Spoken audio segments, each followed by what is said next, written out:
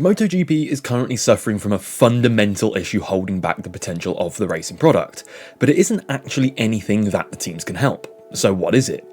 MotoGP currently has Michelin as a tyre manufacturer, and in fairness, throughout their time being the series supplier, they have done a great job. But in the last couple of seasons, a structural issue with the tyre has slowly edged its way into the room.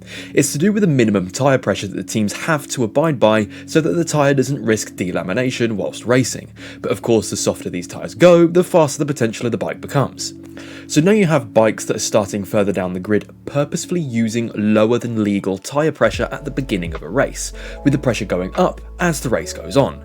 Seeing as they're racing in a pack and the tyre has to do more work to compensate for the dirty air, the tyre overheats and the pressure goes up. However, this isn't possible for the riders out front, with some honestly weird scenarios in the first couple of races this season. First, you have Marc Marquez purposefully riding behind his brother throughout the majority of the Thai Grand Prix, seeing a tyre pressure warning on his dash and having to purposefully overheat the tyre. Then at the Qatar Grand Prix, a resurgent Maverick Viñales was frustratingly given a 16-second time penalty for being below the required tyre pressure at the end of the race.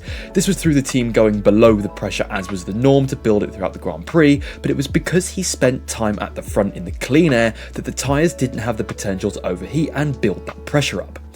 Realistically, if there wasn't the risk of the tyre delaminating, we wouldn't even be talking about tyre pressures, as this is a phenomenon that has existed predominantly in the last couple of seasons, and I can't personally see Michelin putting a massive amount of research and development into fixing it, since 2027 they're getting replaced by Pirelli.